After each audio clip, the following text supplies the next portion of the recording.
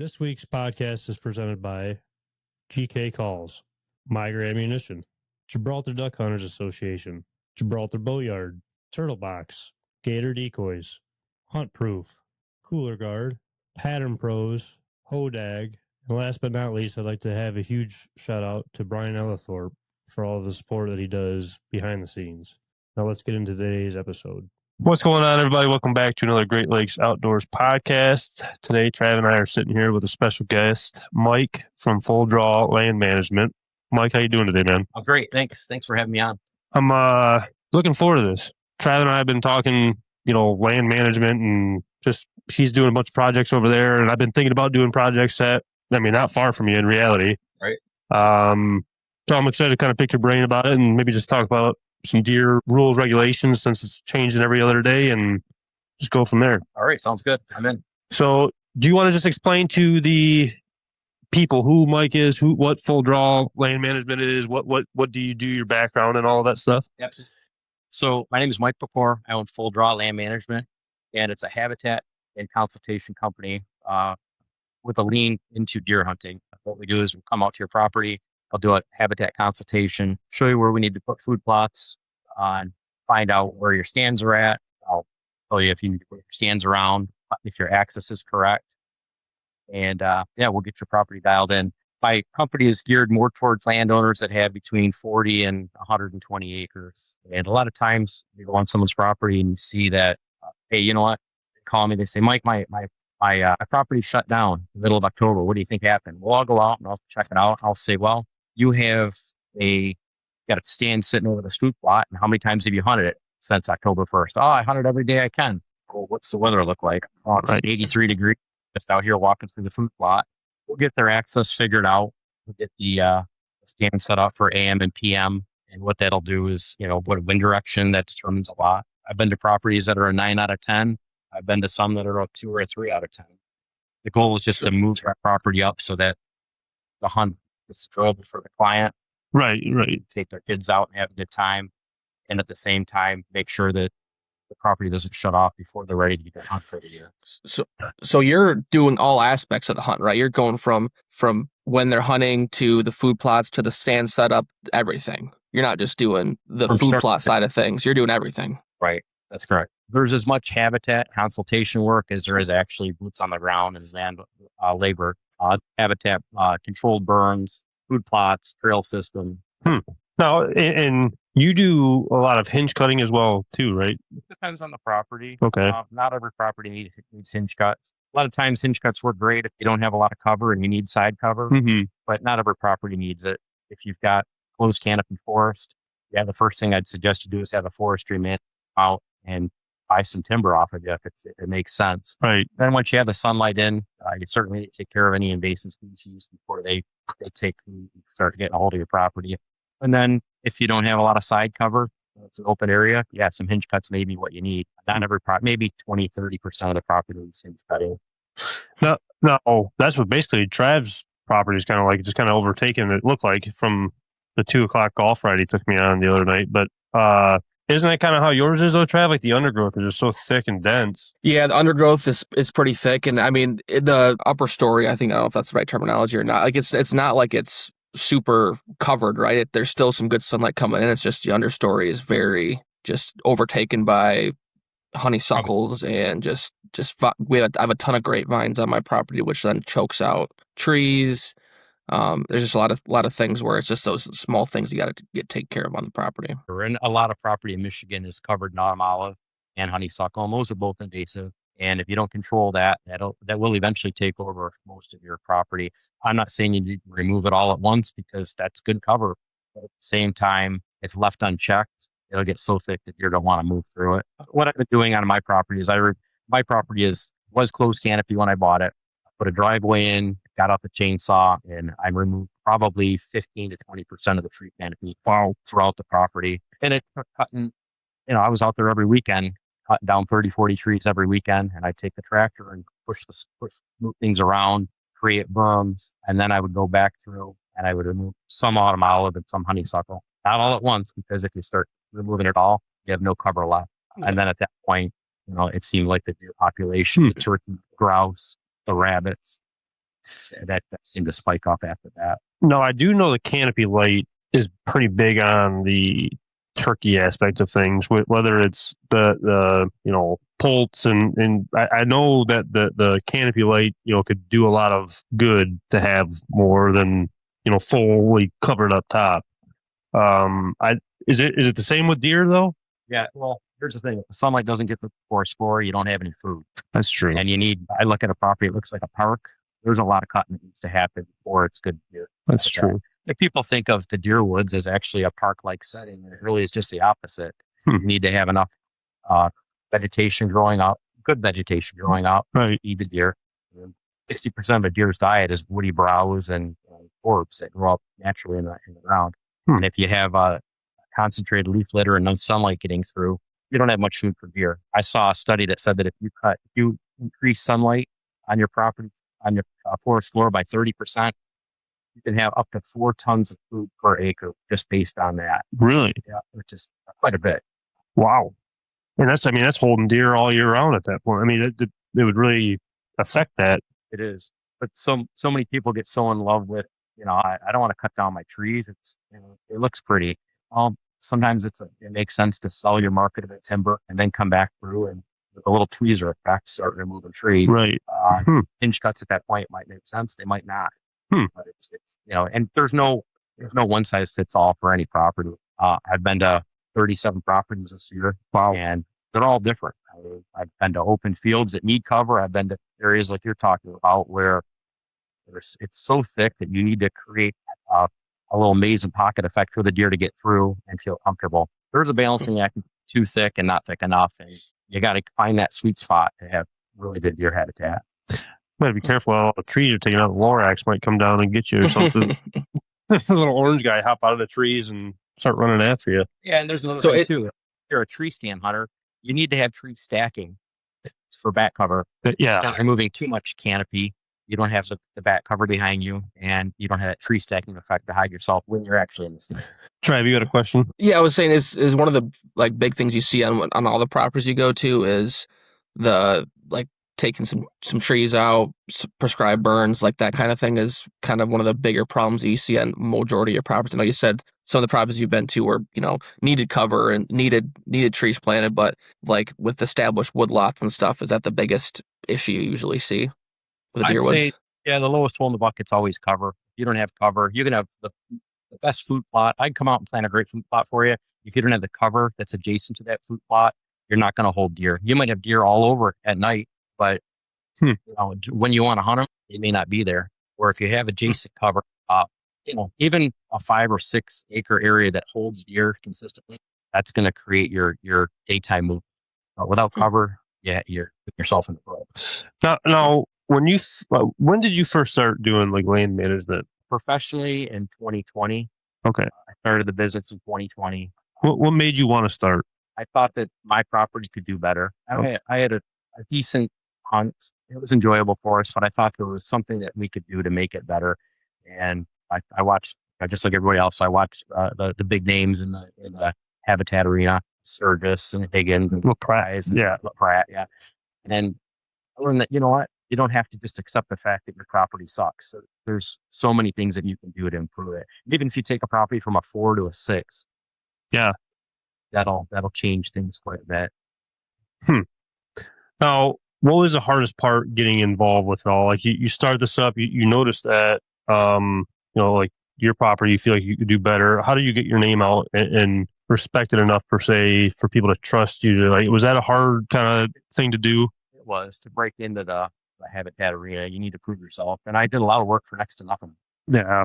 I was, I did $90 habitat consultation. Wow.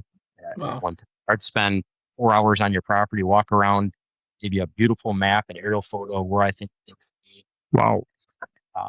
My name got out there bigger every time I did one. And next thing you know, I'm getting a neighbor. Hey man, I saw what you did for Grant. Right. Customer of mine. And he's, now all of a sudden he's got deer-like pictures of 140s, 150s on the property, which doesn't sound like a great deer, but in Michigan, that's a fantastic deer.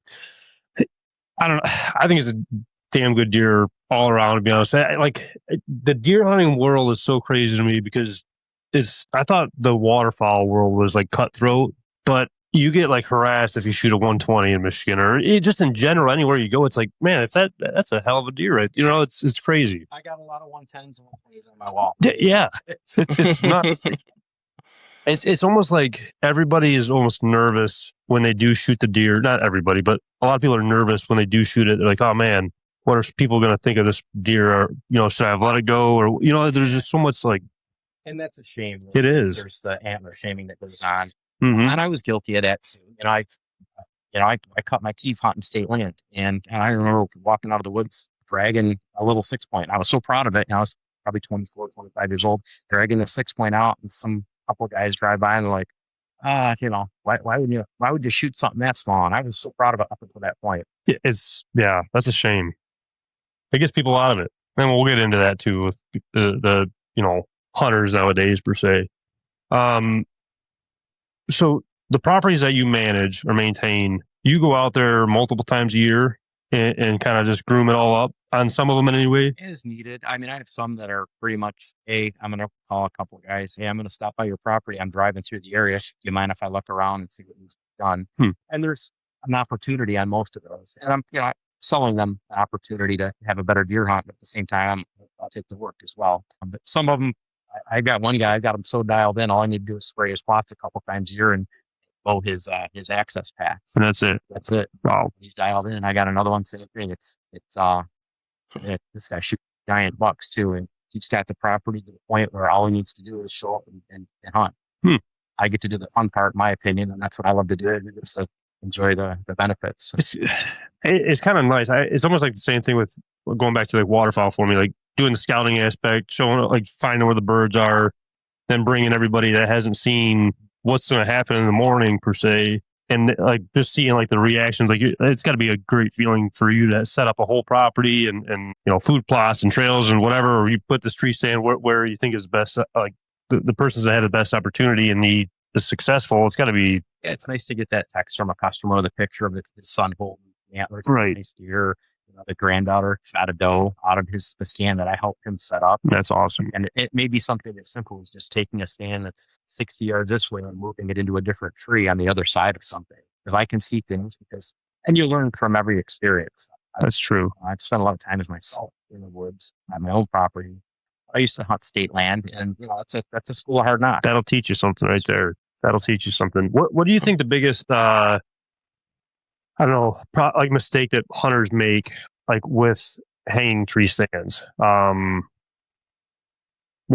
do you think? So I think there's 3 problems that people run into, and I see the same 3 problems on almost every property. Number 1 is access. Mm-hmm. You think, well, I've got this food plot sitting here. I'm going to put a box line right here on the edge of the food plot and go in. I'm going to hunt. I'm going to blow deer out when I go in. And if you don't do that, you're going to definitely blow them out on the way out. And they walk right through the food plot on the way out. They blow out every deer. And then by October 20th, they're calling me going, hey, man, I need to fix something here. What's going on? And it's just moving that box blind or tree stand to an area that's, maybe 50, 60 yards off of that food plot. Sound familiar, Trav? Never heard of something like that before. Yeah, it sounds like a conversation we just had at the 2:00 golf cart ride that me and you talked about. Yeah, and I think you need emphasis on it wasn't 2:00 in the afternoon, it was 2:00 in the morning. That's a little emphasis on that. Some of my best experiences happen at 2:00. Thank you. Yeah. Thank you. Yeah, exactly. And that's literally the same. That's literally exactly what I told you when I seen that too. The blind and the tree stand. After I had said something about it. I don't remember that part, but I'm just saying. All right, go ahead. No. This may be unpopular opinion, but if you hunt over your food plot specifically from October 1st through November 15th, you hunt directly over a food source, a destination food source. I'm not talking about a little micro plot, little quarter acre. But if you've got a 5-6 acre field that you're hunting over and you get in and get out, you bump deer almost every time you get out. I don't care how good you are, unless your access is bulletproof, which I only know a couple of properties that have perfect access. Sooner or later, you're going to blow up your property. I like to treat my food plots like a sanctuary. I don't go in and out of them at all during the huntings. What we do is we have electric bikes. We leave the property, we ride down the road and come in the backside. We ride our bikes about a mile down the road and sneak in the backside. Really? Yeah. We leave our food plot as a sanctuary. Never intrude on it. And my closest stand to my food plot would be about 80 yards, 90 yards off of that food source. Huh. And you'd be amazed how easy it is to get away with a lot of scent and a lot of movement when they're not on guard. You know, when a deer enters a food plot, what do they think? There's danger here. I know it because I saw that guy get out of that. I saw Right. somebody get out of that box at dark. Right. Where, you know, I'm riding down the road and it takes some effort. Come back in the backside of the property. You're not walking in or out of the food source. It's a good way of looking at it. And I like to hunt closer to a food source, not on a food source, but closer to a food source in the afternoon. But I never walk through the food source on my way out. And in the morning, I'm 400 or 500 yards off a food source, closer to a bedding area. So you're basically hunting the transition Every time. Yeah. Without fail. And I try and advise clients too that, you know, I would say, hey, I know you love that box blind because you get to see a lot of deer right for a couple of weeks. Let's hang a stand 100 yards off the plot and see what we. And, you know, once you get that light bulb to turn on for them, they never want to sit in that box blind again. They want to, hey, I'm going to sit in that ladder stand we set up 100 yards away. And then even further in the morning, I get way off of food source in the morning because number one, it's not productive. And number two, the deer are trying to get back to the bedding area. You keep that same mindset for kids too. Like, say, I have a young kid that wants to go out, and it's probably easier to be able to get that deer into range on a food source versus hunting a transition zone. Would you keep that same mindset? No, I would not. If you're trying to get a kid to kill a deer, put him on food. You know, keep him entertained, excited about it. And I'll tell you, especially as a bow hunter, I hunt with a recurve and I also hunt with a compound bow.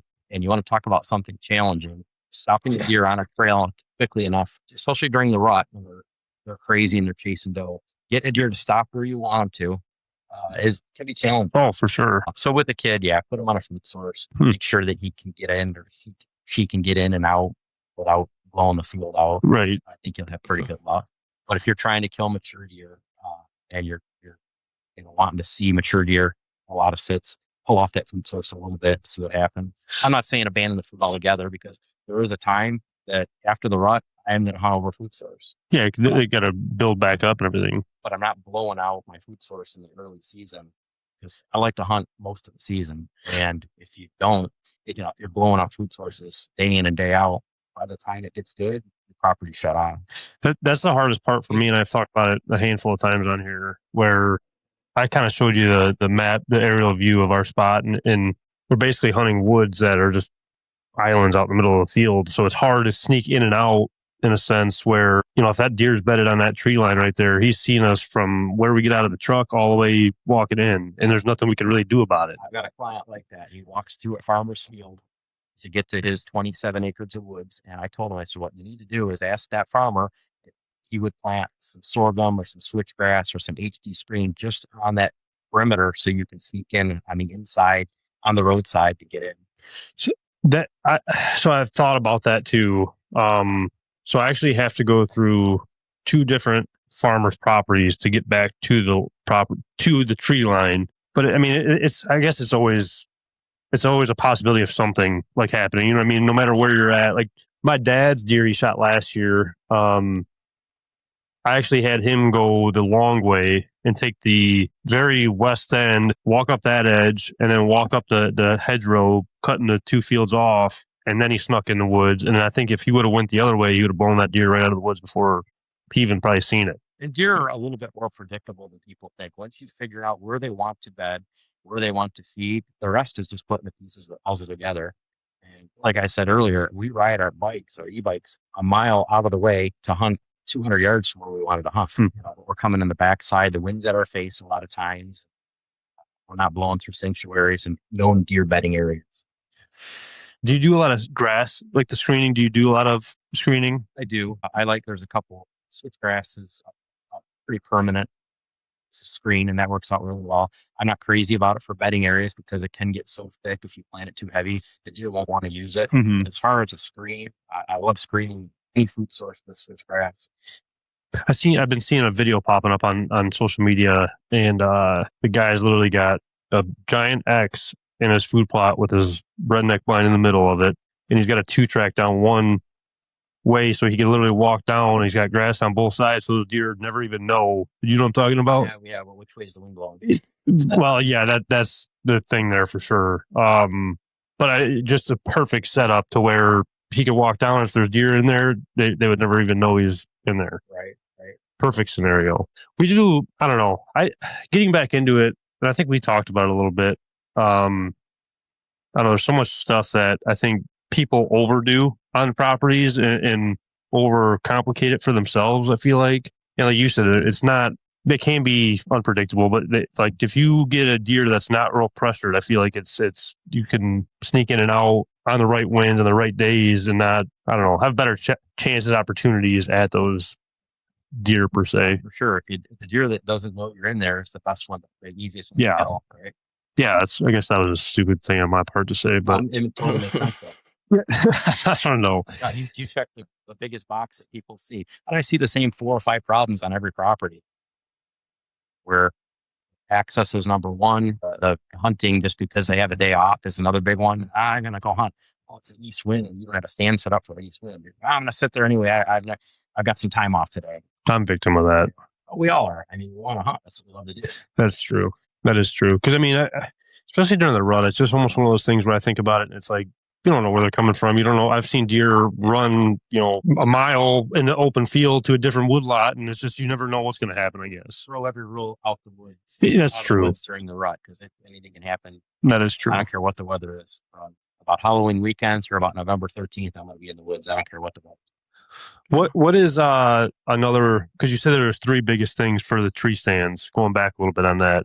The placement was the one. Placement, access. Those are the 2 biggest ones. And then, you need to buy a quality tree. These guys that go to Dunham's, but you buy the $99 special, you hang it up and you climb up in it. It's tink, plink, plink. Yeah.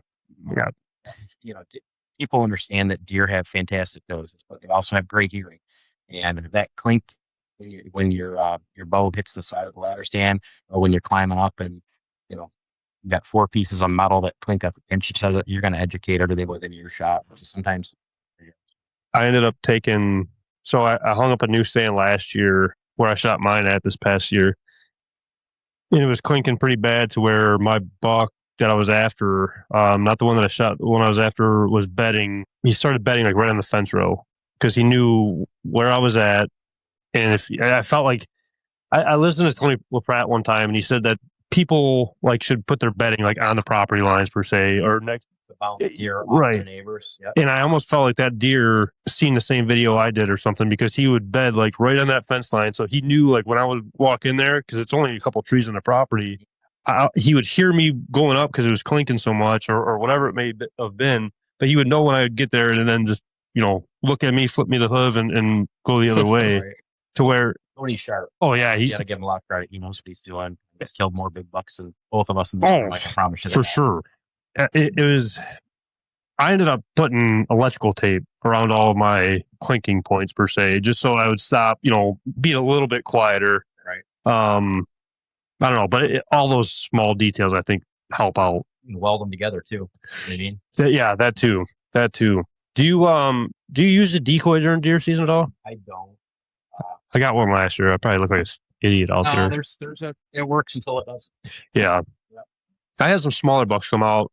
For me personally, it was since I do hunt the fields, the last 2 years have been the most successful I've been at, even rattling deer in or grunting. But it always seemed like they would hang up at 100 yards out and then look into the field and never see anything. Right. So I was like, well, in that case, the decoy work out perfect. Right. My property's not set up for it because it's so thick. Then you're solid without it then. Right. Did you have anything, Trev? Yeah, I was going to go back to the consultation piece of it. So when you go out to a property, you meet with the person, what's all included on that consultation? Is it kind of you have something that you go out, you have your specific thing you go to right away, and you have this sheet you work off of what you recommend for this, and this, or is it going based off the client, what they're asking for? No, that's a great question. So if you hire me to do a consultation, depending on the size of the property, it'll either be me or my business partner. And sometimes they take about 4 hours, sometimes they take all day, depending on the size of the property. But what you'll get is boots on the ground, it's a lot of experience between the 2 of us, and I'll walk around and I'll figure out where your food sources are. Mm-hmm. If you need a food source, some properties don't. Where your trail system should be, and I like a wagon wheel spoke type of trail system, so you can get it out from. I'll design a satellite image, show you where things need to be cut, where stands should be.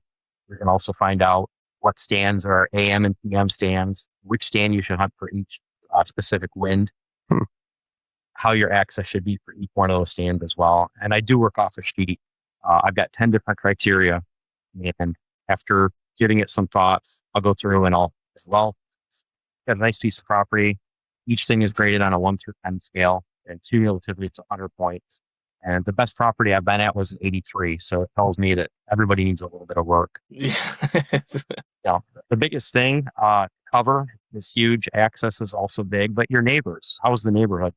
If the neighborhood sucks and, and nothing wrong with shooting small bucks, but if every one of your neighbors, if you own 100 acres and you've got 15 properties that border that 100 acres and everybody hunts and everybody shoots whatever they want to shoot, which it's their tag they have every right to, you're going to have a hard time getting deer into that next age class, no matter what I do on your property. So the neighborhood is probably the biggest determining factor of how big your property is. Yeah. So is that part of like the consultation where you're going to the property and I'm like, hey, like get to know your neighbors, try to get on the same page as them, try to like do something along those lines? Yeah, if it's important to you. Some people just want to go out and shoot deer, and I'm probably going to be able to still help you with that. But for the people that want to sit in a stand and see 3.5-year-old bucks, 4.5-year-old bucks, we can usually get that tweaked for you. But to your point, I'd suggest that in the off season, but you don't want to do this during the season because everybody's at level 20 right on that point. But June or July, go to your neighbor's house, knock on their door, bring in a 6-pack of their favorite beverage, and have a conversation on them. It should go something like, hey, my name's Mike. Me and my son like to deer hunt. We bought the property behind you, and I'm not telling you what you can and can't shoot because it's not my business to do so, but we are going to pass on the smaller bucks this year. And I'm not sure if you're on the same page or not, but I think that we can get some of the neighbors on board with that. We might have a lot better hunt than what we're used to. And, you get most of the people are okay doing that. I feel like there's some people that just, without talking to the neighbors or talking to the people around you even, people just assume that they're shooting the smaller deer. And it goes back to everything in general. Communication's key. So, go over there, talk to them, see how they hunt, see what they're, I don't know. Everybody's not going to tell you what kind of deer they have on their property by any means, but just be open about what each other's goals are per se. And even if you don't change their minds, at least you know at that point. Yeah, right. Sometimes people think, well, I'm going to shoot that small buck because if I don't, my neighbor's going to. And right.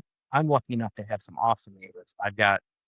I'm able to hunt 100 acres. I've got a guy behind me that owns 80, and I was the smallest. I was the small buck guy for years until I realized after talking to the guy behind me and the guy across the street from me that, hey, no, we're all passing on this kind of stuff. And I'm not saying that you should or shouldn't pass on, but if you want to have big bucks on your property, they've got to put another year on them. Right. Just depends on what you want. Yeah, what your goals are. Right.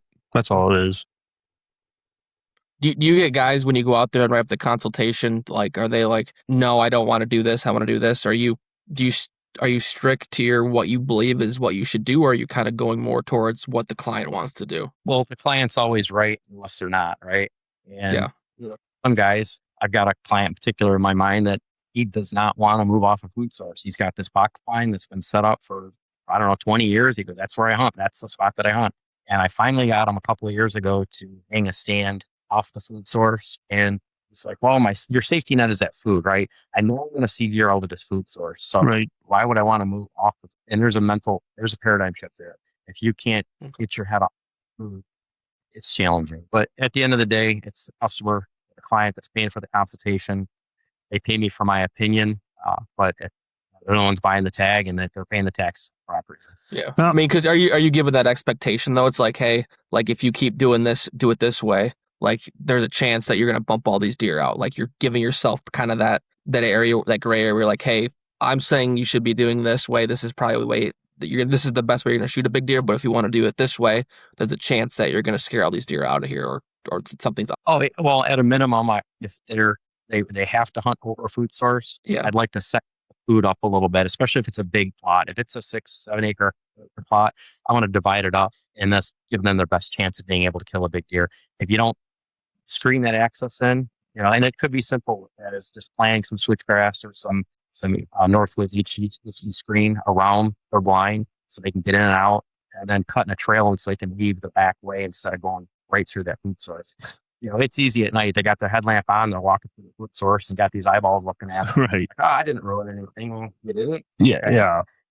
Now, what if so that a client comes up, doesn't want to move the box blind off of the food source? Would there be a way where you say, okay, I'm not going to make this guy, I can't get this guy to budge. Let's just bump that box blind back 50 yards off the food plot for gun season wise. So since you could shoot a 30-06 down here now, you could shoot, 4 miles, but let's bump it off, get the access into the box blind on the back end so that there's not a platform that you're walking on. The deer are still seeing you, but you're walking out the back way. Is that a possibility if they're not wanting to budge off of that food source? It is, and that's a very good second correction. Okay. If I've got to hunt over this food source, let's at least screen it in so you have a chance. Mm-hmm. I feel like I'd be just convincing people because everybody's set in their own ways. It's tough for me. Yeah. Really hard. I couldn't imagine that. I've got a friend, I think we talked about earlier. He hunts over food sources. His access is bulletproof, and he has about 15 different properties he can hunt. So, that checks a lot of boxes. When you have one piece of property and you have one food source and you hunt over that one food source with bad access, halfway through the season, you're over. Figure out how to ice fish. Yeah, that's if we even have ice anymore. Every year it seems like it's warming up more and more. That was the hardest part for us. Like before we got the second piece of property, with only the field edges, we were so limited on how many stands we could even hunt. And then obviously you don't want to pressure those deer on doing the same thing over and over and over again. And even like last year, I think the only reason why I shot my deer was I literally sat on the ground when it was, negative 10 degrees outside, but I went the complete opposite way and just sat down something different that they weren't used to seeing. I don't know. I think, being repetition, like just going back and forth every single time the same way just hurts people. And sometimes that's all you have, but I don't know. It's easy. We know what we know. And yeah, right. If you're seeing deer on your food source, why wouldn't you want to be there? Mm-hmm. I think my biggest problem was too, like if there was a doe out in front of me, I didn't really care if I bumped that doe, but then in reality, that doe is kind of leading the way for all the rest of them to come through. Right. So it just screw me over even more. Yeah, bumping them once or twice isn't a big deal. It's when you're getting out at night and you're climbing down with the headlamp on. You do that a couple times, and all of a sudden that doe is going to look up at your stand every time she comes into that field. Right. I killed the first buck on the property that I own. I got busted coming. It was off of a food source, but I was coming down. Pretty nice buck busted me. So a couple days later, I got an idea. I said, I'm going to park my butt another tree stand 60 yards behind that. And I knew the trail that he would come through at. Mm-hmm. And I saw him look at my stand right before I shot him, my other stand that really was not in yet. Wow. It's kind of those moments where aha, right? It's that aha moment.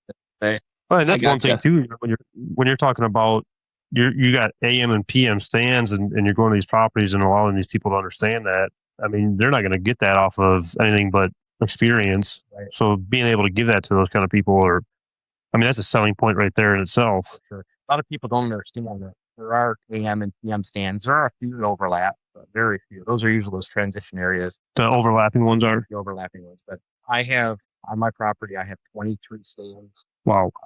It's hard to get set up for an east wind. Most of my stands are set up based on a northwest or northwest or southwest wind. I've got a handful of AM. Now, what makes it the AM and PM? So a PM stand, an afternoon stand, is generally closer to a food source. Okay. Because, they got that destination food plot they want to get in and they're going to eat right half hour before dark, right? Or right after dark. You can cheat a little bit closer to that food source. I'm not saying beyond it, but within 100 yards of the food source, usually with your wind at your favor, that's going to be a PM stand. The AM stand is going to be closer to a bedding area. Okay. Bedding area could be a swamp or a thicket because they're leaving that food source early morning before you can probably get your stand. That makes sense then. Huh. I don't know. There's just a lot of different things. Another thing too is I like to mix up my hunts a little bit. If I'm going in for a morning stand, it's hard to get on my property without making noise, even though my trail system is groomed and it's all sand. You get in pretty quietly. Oh, you put sand out there? It just happened to be. Oh, okay. I was just saying, man, he's going all out. Holy crap. A box blade is drag enough to get down to bare dirt and sand under that on my property anyway. But what we do is we do a daybreak hunt where we don't get in a half hour before daybreak. we get in right at daybreak. The wood starts. That gray area, Yeah. gray time. You don't need a flashlight. The wood starts to wake up. The squirrels are just starting to move around. The ducks are quacking on the lake. And the wind usually picks up a little bit right as the sun comes up. And you can get away with a little bit more noise then, as opposed to, let's get in an hour before the sun comes up. And you're sitting there. If you get in an hour before the sun comes up, you're sitting there. You don't know what you don't know. You made noise coming in. Even with a red headlight, you're still clumsier. Right. And then at that point, you're in your stand, permeating the area with your scent before the thermals come in and start lifting your scent away. That makes a lot of sense. You're stinking that area up for an hour before you can even shoot anything. I get in right at daybreak. I get in my stand. There's squirrels running around. You got some turkeys flapping. They're making noise, sneaking quietly. And then the thermals help you out tremendously, at least on my property, where the ground heats up a little bit because of the sun, and it lifts your scent right out of there. And I knock on wood, I haven't been winded in probably a year and a half. Wow. That's how long you've been doing that for? You've been doing this for about a year and a half, getting in at daybreak and stuff? We tried that when we started hunting with e-bikes, just because it was challenging to ride through the woods with a flashlight on and not educate everything. So I'm going to say about 7-8 years ago. Have you hit a tree? No, I haven't. I have a very, very good green trail system. All right, that's good. Oh yeah, it's sand. It's from as wide as this room. Really? Yeah, and that's probably as important as any other thing, is having a good room manicured trail system that you're not quiet on sticks. Now, when Kyle, he's not going to tell you if you hit a tree either. He would say he didn't hit one, but if you hit one, he's not going to tell us. I hit a stump that almost up my bow. And See? Yeah. Truthful guy. Yeah. My ankle. That's And it was on the way back from. It was a morning hunt, and it was on the way back from a morning hunt. Oh, so you could see. I could see perfectly fine. Oh man. Yeah. That's even worse. Yeah. I wish I had a better excuse. Paying attention. We had a gym teacher one time come out, and so it was my buddy told him about this spot on state land, and my buddy's dad was actually hunting it, and you had to go down a dike wall to get back to it. So my buddy's dad was out there sitting there, and all of a sudden he sees this guy driving down the dike on the bike. And he's like, "Man, what the heck is this guy doing all the way back here? No one ever comes all the way over here." Well, this guy hit a rock and flipped over the handlebars and rolled down all the bigger rocks on the side, and like damn near rolled into the water, all beat up, jumped on his bike, went right back to the truck, because I would have done the same thing. Right. We get back to school the next day, and our gym teacher is just bruised. And we knew it was him, but he wouldn't tell us right away until everybody left. Like, we're like, "Man, what the heck happened to you?" "Oh, nothing. Don't worry about it." And knowing that we already knew it before he would tell us about it, it was, I don't know, it was kind of... Hopefully he was wearing a helmet. Yeah, I don't know if he was, to be honest with you. I don't know, because his face was pretty messed up. It'd be life-changing. Oh, for sure. For sure. I had a question, too. I completely forgot what it was. So we had a guy on here and talked about hinge cutting and screening and even screening, like, making X's in your food plots, so you have different like food plots all in one, basically. I just did a post on that. It's fantastic advice. I did see that. And when he first told us about that, it was like, holy crap, that's a genius idea to just do that way. Everybody's not in the same, and the deer, searching for does.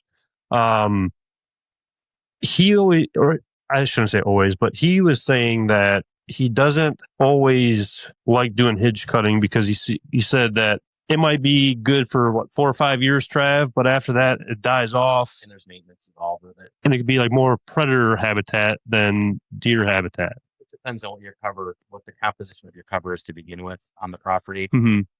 And you know what, to a lot of people, because it's a big buzzword in the habitat world, let's go out and do some hinge cuts. Yes. Get a chainsaw, and number one, it's not the safest thing to do, because you're barber chairing your tree. So you want to make sure if you do hinge cuts, make sure the trees are 7-8 inches in diameter or smaller. You really got to know what you're doing. I could see that for sure. Got to know why you're doing it, most importantly. People just go through and, let's hinge cut this whole area. Well, if you didn't remove some of the canopy, those hinges are going to die. If you hinge the wrong trees, it's not going to work. There's a lot of trees that don't hinge cut well at all. If you do it when it's 20 degrees out or below, it's too cold, the hinge snaps off, you wasted the tree. So, I mean, there's a whole... Because, I mean, I think you're right. A lot of people just go through and just start cutting trees down, and thinking it's a great idea, and Yeah, it's it's rewarding to see that hinge held up. right. But if you didn't remove the tree canopy above it, so sunlight gets to that hinge, you just wasted a tree that probably didn't even cut down to begin with. So what are some trees that are bad for hinge cutting, and what are some trees that are good for hinge cutting? Okay, great question.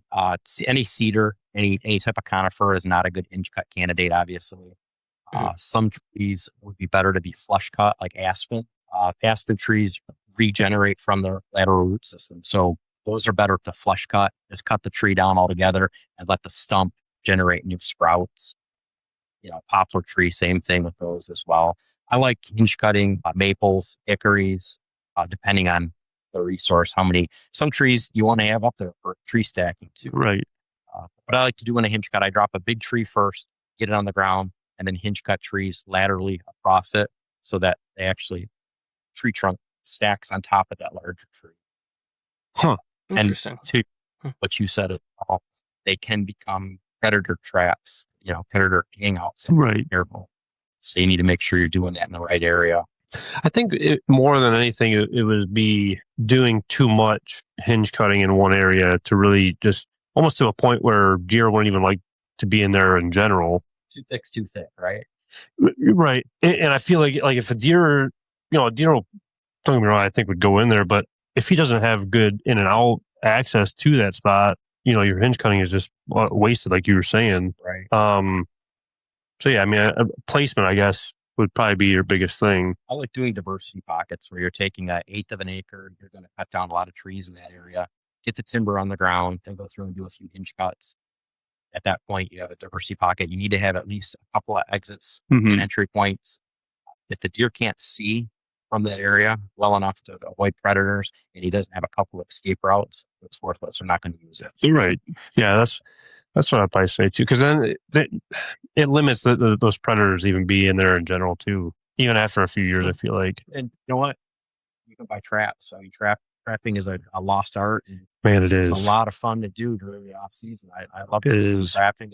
It's really rewarding to catch a coyote in a football and make sure you realize, hey, I just saved probably 20 fawns. That it's funny. I always think about it too. Like, there's got to be a organization like Michigan Trappers Association or something out there, but you just never even hear about it anymore. I know there's not money involved with it, but I mean, man, it's besides like the coyote guys that go out at night. I mean, there's really nobody that does any kind of trapping or predator hunting at all. Right. It's really rewarding once you get good at it. It's so much fun to walk your trap line. Well, I bet.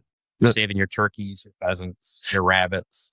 Man, with talking to the farmers out there, it's crazy how many of them say that the pheasants used to be all over the place. And I don't know whether that's like the fence rows getting like eliminated completely, or the sprays back in the day destroying the nests, or whatever it may have been. I mean, I'll see some here and there, don't get me wrong, but I mean, not like they were saying. They were saying they were everywhere. When I was a kid, I used to ride my bike to a field in Canton with my BB gun. And that's by a gas station, though. That's the problem. Yeah, I think it's a Walmart or something. Yeah, okay, even worse. Right. That's the problem. Or a data center. Right. Man, those things are popping up everywhere, too. Yeah, you're right. I was talking to my buddy the other day. He's a farmer, kind of right where I hunt at right there. And he's, getting the data center's taking up 300 acres of his, I think it is. And he's like, man, the problem is all these wildlife. Is that the one in Saloon? No, it's a newer one that's going to be coming up, which I was told that I wasn't allowed to say too much about it, but it's east of there. That I don't think nobody really has heard about yet. Gotcha. Yeah, we have one that popped up there in the middle of building it right now. I know. Yeah, I know that one. That one's huge too. I don't understand any of them. I understand technology is technology, and we all use it in one way or another. But I will tell you, I used to ride out to my deer camp on a Friday night as the sun was going down. It was the prettiest sunset in Saloon. Oh, it's beautiful out there. Driving west, it's an open valley. You could see 500 acres. The sun, I'd pull off the side of the road sometimes and look at the sunsets, and it was just gorgeous. And now I have a view of the data center. It's horrible, man. God. Every city too. Every city has them now. It's like I don't know. I'm gonna get on a rant here, so I better not. What do you think about the new rule regulations this year? I mean, is it hurting maybe your business per se? Is it the $1 rule that's coming up, and then the earn $1, and then the baiting? Like, do you see any decrease in clients or like What are you hearing out there? Well, okay. My opinion. So I'm glad the DNR decided that our deer herd in Michigan is challenged for sure. Part of it is you can hunt deer 9 months out of the year. you can deer hunt as long as you can watch NFL football. Yes, it's not longer. Yeah, which is crazy. I'm glad they did something. I questioned some of the decisions they made. This new baiting thing where you can feed within 300 feet of your house, Yeah. but you can't hunt over it. Well, so that regulation, if that makes sense to anybody, somebody please explain it to me, because I don't understand how the DNR can think that we decided to get rid of baiting for CWD, but they're not going to catch it as long as they're within 100, 300 feet of your house or whatever the rule is. Yeah, I think that's silly. I'm not And a how big, people are not going to be able to hunt. Like people are going to still hunt over. They're just not going to directly hunt over it, right? They're going to hunt the main trails they're going to that bait pile, right? They're still going to hunt over it, but they're not going Right. to be hunting over it. You know, that'd be the thing they could do. At least they'd get a good hunt out of it. You know what I mean? Yeah. Without education here, I've never had luck hunting over a bait pile. I mean, I used to be the bait guy, right? We'd hunt state land back when it was legal, and from the minute you could put bait out, we were dragging, the legal limit out every single time we went out, and we'd get this place cultivated to the point where there were deer tracks coming in, and you'd sit over it and go, man, all right, 5 minutes before dark, I got a shot at a deer, maybe. And then we figured out that, well, maybe if we move off this bait pile. Yeah, they're staging out and waiting. Yeah. There's a staging area around every bait pile, every food source. You just got to find it. I dealt with that when we were hunting up north when it was all legal and stuff. It was, like I said before we started, you would see the same does, same fawns go through there. It's almost like clockwork, and it's like it's like that feeling something's looking at you, but you just don't know where at or something. Yeah, it's that 4.5-year-old buck. Yeah, right. I personally, I think that the DNR, I agree. I'm glad that they're like taking steps in what they think is the right idea, like the right way. I think they know that they've messed up so bad where they are just trying to throw things out there at this point, and it's make it even worse for them. Yeah. And it's like, just bite the bullet and let people bait. Like just do it. If you already know it's not, the cause of CWD or spreading that, like just let it go. They have to realize that it doesn't have any cause and effect on CWD, because if they did, they wouldn't let you bait during the youth hunt, Right, the veterans hunt up north, or this new rule. Right? It's just all wild to me. I heard I think it might be just like a staging point, right? Like they're letting this happen now. I mean, I don't really care either way if we bait or not, but like I think that's that next step to get it back to baiting, because they're going to see. They're probably going to be like a test run and see if there's any CWD attached to it, and I don't understand it though. I don't understand why they're like, if they openly admitted that it's not the cause of it, why not just bite the? I think they're trying to figure out a way to not make themselves look worse, but what they're doing is making themselves look 10 times worse. It doesn't make sense. I'll be the first guy sitting here to tell you, I don't know what the right answer is, and it's obvious they don't either. Nobody does in reality. I mean, people think they might, but nobody really does. I don't know. You're never going to make everybody happy. Right. That's one thing too. And even this one buck rule, personally, I don't think it's a terrible idea. I don't mind it at all. It's for, in my opinion, getting more out of state hunters to see Michigan as a trophy state, so you get more out of state license. So it's all about the money in aspect. Everything is. Exactly. And the people that are upset about that, I don't know why they are, because it's like, why not just shoot does if you're going out there for the meat and carol? If you're not out there to kill for the horn, or you can't eat the horns, what everybody says, why aren't you just shooting a doe? Like, it doesn't make sense why the thought process is to shoot. And again, I'm not saying what to shoot or what not to shoot, but if you can't eat the horns, why not just go after a doe then? I agree with you. It doesn't make sense. There's a lot of properties that I go to. Their buck to doe ratio is like 15 to 1. One of the biggest things I tell them is, hey, you guys need to shoot some does. Right. Get a kid out here, and you don't want to shoot a doe, get some kids out to do it. Take some does off your property. Your hunt's going to improve. People think, well, if I have a bunch of does, I'm going to have bucks during the rut. Right. It's just the opposite, because they don't need to move around. They're going to sit still. Those are going to come to them. Right. Turns into a lockdown situation where that mature buck is going to be locked down with another doe, and he doesn't need to travel a quarter mile. Right. Yeah. So I don't think people but I don't know. They just don't look at it the right way, I don't think. And it's so hard to, like, who are we to tell them that we're telling them the right thing or the wrong? I don't know. It's hard. But Trav and I have talked about it before, and we talked about it a little bit before the podcast as well, about the youth. And what was the ratio? So I read a very interesting statistic. It was actually shared from a buddy of mine. He said the average bow hunter, I don't know if it was in Michigan or in the US, was 49 years old. It's crazy. So that means that these young kids they'd rather spend time on their phones or playing video games. We need to get these kids out in the woods for sure, because those kids vote. And when they get old enough to vote, if they're not on our side because they don't hunt, then we're going to lose our right. Look at Oregon. Right. Yep.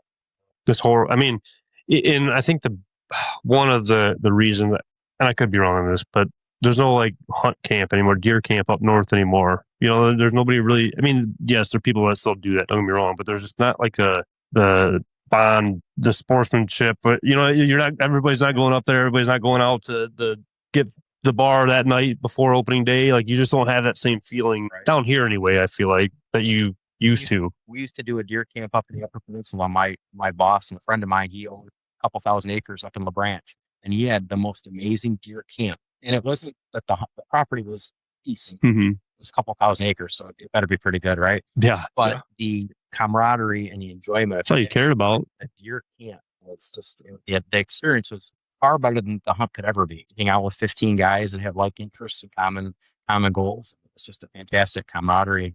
You don't have that. No, that is the one thing that I see, because yeah, the PlayStations, video games, all that stuff, and I don't know. I don't know what the right way of doing it is, I guess, to get more kids out. A mentorship program might have an impact on it, getting the kids too early out there with a gun or a bow in their hands. Like when I started, like I had to shoot a bow at 10 years old to be able to legally hunt, and then a rifle at 12. But now, like kids at 5 years old can take a gun out and shoot a deer, and that could potentially turn them off. You know, taking a life of an animal is a big deal. You know, and getting them introduced to it too early on. What do you think about that? Yeah, that's a good point. I didn't think about it that way, but yeah, there's a chance that could impact the kid either positively or negatively based on what the are. And kind of going off of that, Trav, I've asked Trav this before with the 1 buck rule.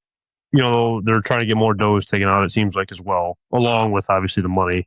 Do you think that if the youth season was doe only, do you think that'd be a good thing or a bad thing? It'd be a great thing. That would work out fantastic. No, in my opinion, with Trav saying that, with the too young going out, they're shooting that dream buck at that point that they can't even top after that. So why even keep hunting after that? Yeah, you set that bar, that criteria.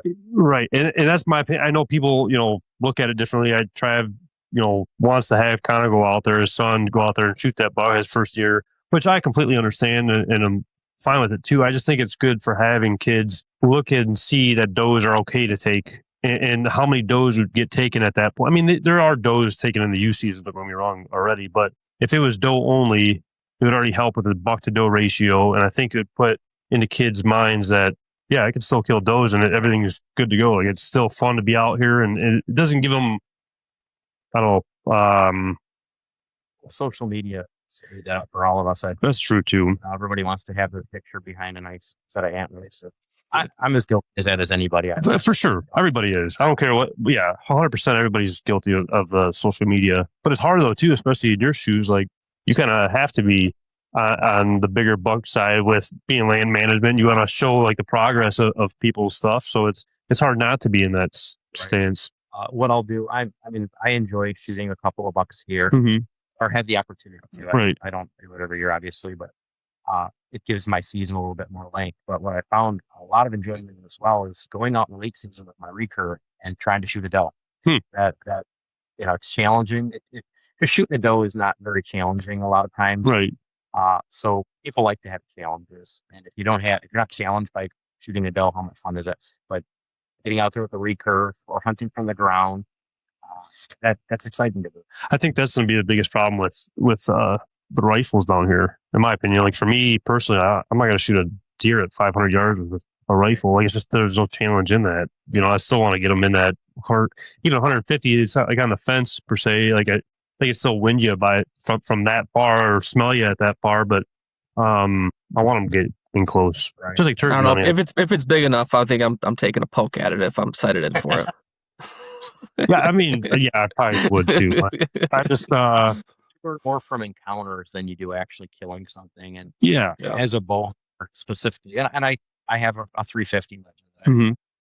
I haven't shot a deer with it. I love to bow hunt. I learned more from being in the woods with a bow in my hand, seeing deer and how they interact with each other at 15, 20, 30 yards than I ever learned being in the woods with a gun. Yeah, I could definitely see that. I mean, and understand it, but I think it's like the stages of hunting in general too. Everybody's got like the 5 stages per se. Like they just want to kill everything that walks, and then you got like the stage where you want to take people out and see them kill their. I just think there's just different stages, and it depends on where people are in that stage. I was that guy. I still am. I love venison. I like eating it. Right. It tastes great. I love having a freezer full of it. My wife and I eat it in some sort of a meal at least a couple times a week. Let's take a quick breather from the action. Let's talk promos. Grab 25% off Huntproof with code GREATHP25. Save 20% off Cooler Guard using code GLO. You can take 15% off your order from Hodag using code Great Lakes. And take 10% off Pattern Pros using code Great Lakes 10. Now back to the show.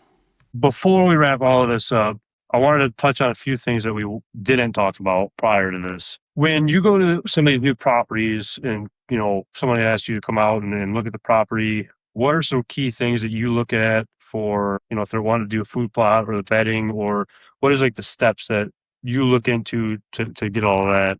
First thing I'll do, I like to prepare for each client visit by getting an aerial photo. You go online, I zoom out about a half a mile, sometimes even bigger than that, and I'll see what's in the area. And if it's a heavy ag area, what I'll do is, at that point, we really don't need a whole lot of food. If it's lacking cover, we'll address that. It's really just, I hate to use this term, but addressing the lowest holes in the bucket. Access is super important, as we touched on earlier. Biggest thing I really like to figure out for the client is how are we going to get on this property to hunt it, and which stand, where would the stands be located to hunt successfully, just so that you get longevity out of your season. A lot of times people they love to hunt and they hunt a lot and they burn their property out because they walked through the spots they shouldn't have. But zooming out, I find out what the property in the area is lacking.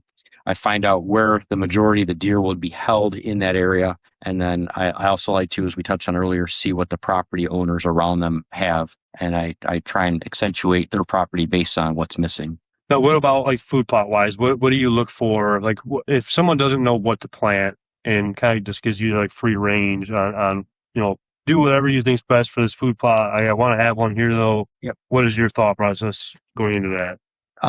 Well, not every property needs food, but the ones that do, what I'd like to do is I see how much sunlight. First of all, the location of the food plot is very important. The property, if the food plot's in the very center of the property, it's going to be tough to hunt it because you're going to have to circle around and it makes it challenging. Sunlight, you need sunlight to grow stuff, whether you have 4 hours or 10 hours. That's going to determine what I plant. What's the soil composition? Is there a lot of organic matter? What's the soil sample look like? That's a big thing. Got to get your pH to a certain level to grow anything at all.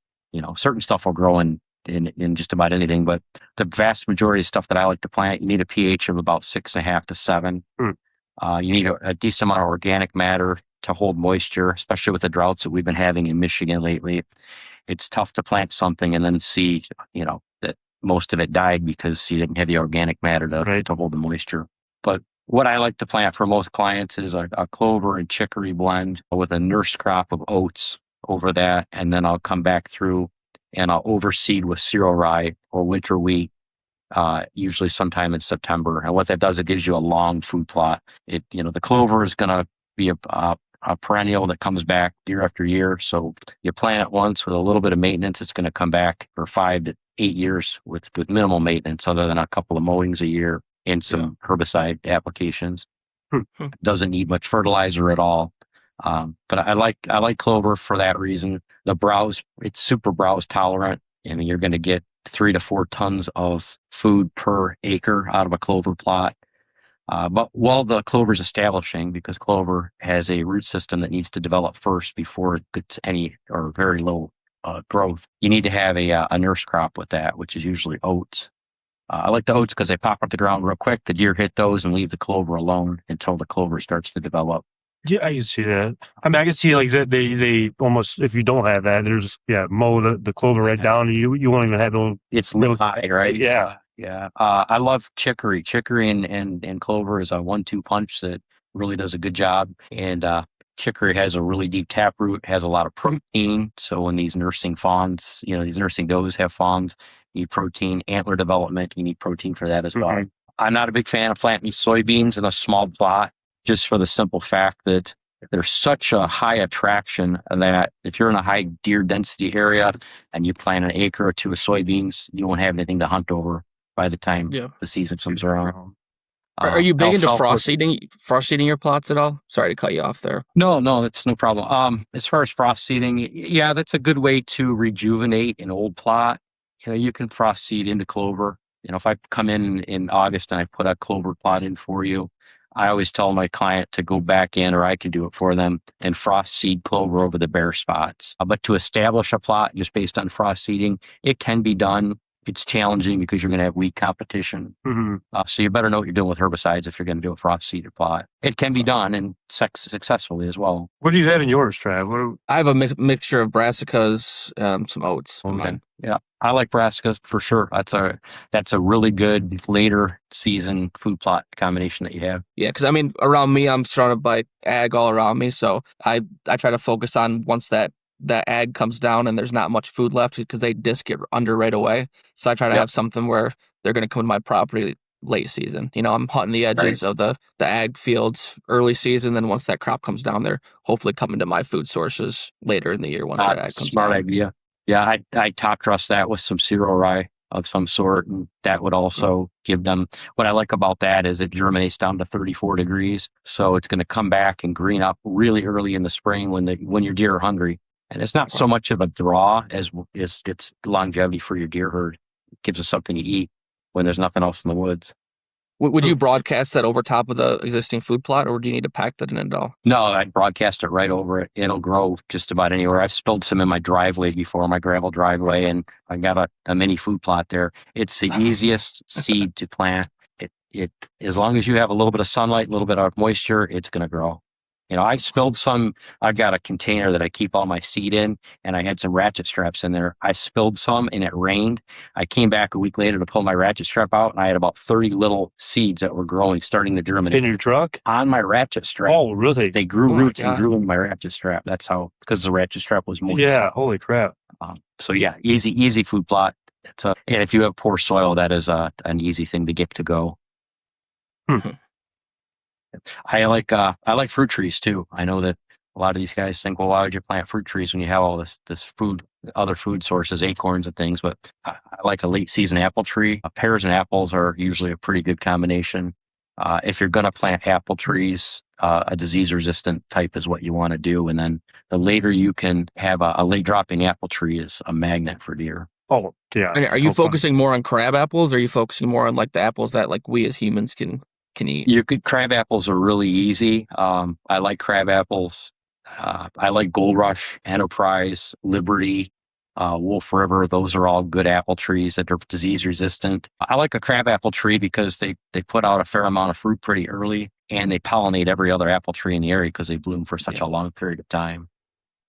Yeah, that's kind of what my focus is on. Behind my barn, I just cleared out a little section of woods to where I'm going to hopefully in the spring go in and plant apple trees to kind of have a later dropping food source where I can have some food source up closer to my house and then have some food source in the back, which maybe not be the smartest idea, but I also want to grow apples on my property as well. And that's the only spot I can do it. Yeah. I'm sure you can. It's not, if I can do it, anybody can, right? What I will tell you about apple trees or any fruit tree is you need at least 6.5 hours of sunlight minimum. If not, you're wasting your time. I did a test where I planted 6 apple trees with about 4.5 hours of sunlight, and then 6 other apple trees where they got 8 hours of sunlight. Planted at the same time on the same day in the same soil composition. And the trees that got 8 hours of sunlight are twice as tall and are fruiting. And the ones that are back in the woods a little bit, there's not that big of a difference between 4 hours and 8 hours of sunlight in your mind as you're looking at it going, there's sun that hits the ground. But the difference between the amount of fruit that I get off of the ones that are in the sun and the trunk diameter at this point and the amount of growth they put on is incredible. compared to being out in the woods. So just make sure your sunlight's there. And I know you did say something too about, if a property needs it, you're going to put a food plot in it. Do you have a property where you'll go in there and be like, hey, you got enough acorns in here, I can make it work without going in and putting a food plot in? Or is No, I think acorns are great, but they drop for a certain amount of time and then they're gone. You have reds and white oaks, they drop, but it's a huge draw when it's there, but there are certain years that oaks don't drop. Are you going to count on that to draw deer into your property? I'd rather be in control of the food source. And even in a high ag area, like you said earlier, once the farmer discs everything down, you have no control over what's going to happen on your property at that point. If I have a food plot what's determining how many food plots you put in to your property or not put into your property? The size of the property and if it makes sense will determine that. I mean, you could put a food plot in the middle of the woods, but it's probably not going to grow. But if you have an open field and it makes sense to put that food plot in that specific area, I would recommend it. Is there certain seeds that you use compared to different areas or soil bases? Yes, the soil sample will tell me about everything that I need to know. I usually ask my client, are you a bow hunter, early season, late season? When do you stop hunting for the year? And if they strictly bow hunt early season, Nebraska's probably not the to the late season, right? But as far as the soil sample tells me everything I need to know. Aside from that, the sunlight is important as well. And then there's wet soils, there's sandy soils. I think sandy soil is one of the hardest things to get anything to grow. That's because it's not holding any moisture at that point. That's the hardest thing. I mean, even your cereal rye that you talked about, like it still doesn't grow very great with that. It's not going to grow great. It'll grow, but if you get a drought, you're throwing money away. Cereal rye is the most forgiving seed you can plant. That and white clover are pretty easy to get to grow almost anywhere. But if it's pure sand like a beach, it's tough to get even cereal rye to put any type of growth on. Yeah, that'd be tough. That would be hard. What if you have a client that reaches out to you and they're in the market of buying a new property and they're looking to see obviously location is a huge thing, but and they want like your opinion on it wise. What are you looking at? What's the process of that? Well, budget usually determines where they're going to buy and how much they can buy. But a lot of people just look at the size of the property and they think that's what I want. I could buy 50 acres for the same price that I can buy 25 acres, but it's in this area.